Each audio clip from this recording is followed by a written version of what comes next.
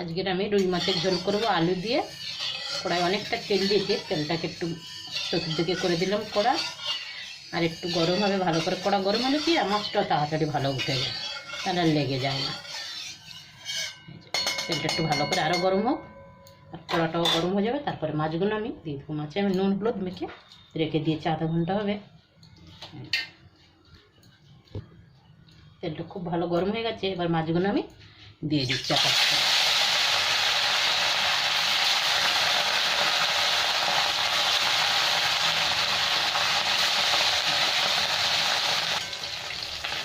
এখানে আমার মাছগুলো ভাজা হয়ে গেছে, সবার মিশিয়ে নিচ্ছে। এবার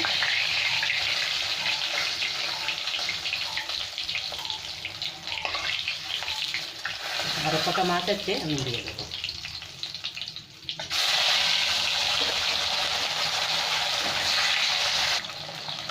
আর একবার মাছগুলো আমি উল্টে দিলাম।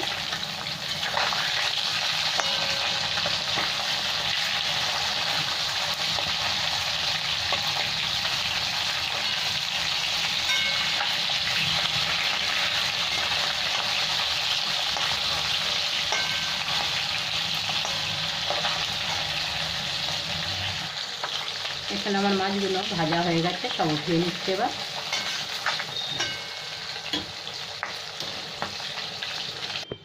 এই মাছ ভাজার তেলে আমি আলুগুলো ভেজে নেব।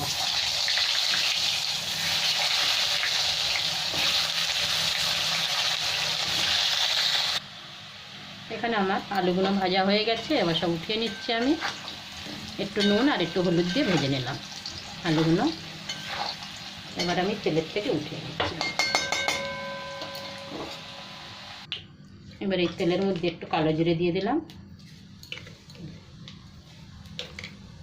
এবার একটা পেঁয়াজ কুচি দিয়ে দিচ্ছি আমি, একটা ছোট্ট একটা পেঁয়াজ কুচিয়ে রেখেছিলাম লম্বা করে, এটা দিয়ে দিলাম।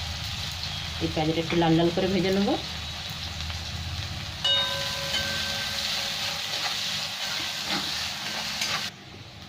এখানে কটা কাঁচা লঙ্কা আমি দিয়ে দিলাম, চিড়ে রেখেছি কাঁচা লঙ্কাগুলো। এখানে আদা বাটা, টমেটো, জিরে, ধনে, একটু লঙ্কার গুঁড়ো আর হলুদ দিয়ে দিলাম। এবার মশলাটাকে ভালো করে কষে নিচ্ছি। অল্প একটু জলও দেবো সাথে।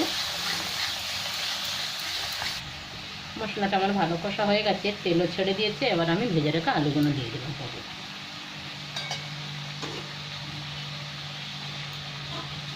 এবার এই আলু দিয়ে একটু কষে নেবো, তারপরে আমি গরম জল দিয়ে দেবো সাথে।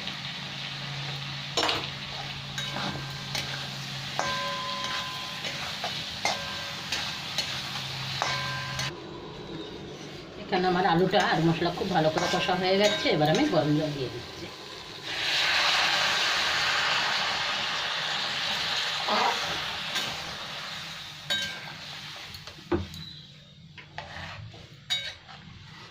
এবার একটু সেদ্ধ হবে, ঝোলটা ভালো করে ফুটে গেলেই মাছগুলো তুলে দেবো আমি।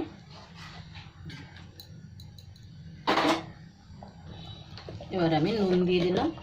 নুনটা তো দেওয়া হয়নি আগে আমার, এই জন্য। সব হয়ে গেছে, মাছটা তুলে দিলেই হয়ে যাবে মাছের ঝোল আমার। দুপুরে মাছের ঝোল ভাত।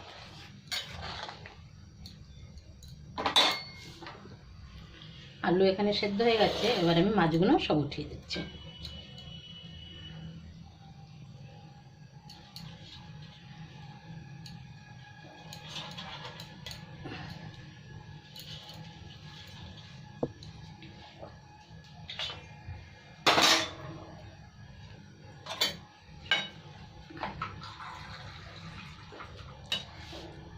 আর 2-3 মিনিট ফুটে যাবে, মাছটা দিয়েছি তো। ঝোলটা ভালো করে ফুটে গেলেই গ্যাসটা বন্ধ করব, হয়ে যাবে আমার গরম গরম মাছের ঝোল ভাত। আমার মাছের ঝোলটা হয়ে গেছে, এবার আমি গ্যাসটা বন্ধ করে দিলাম।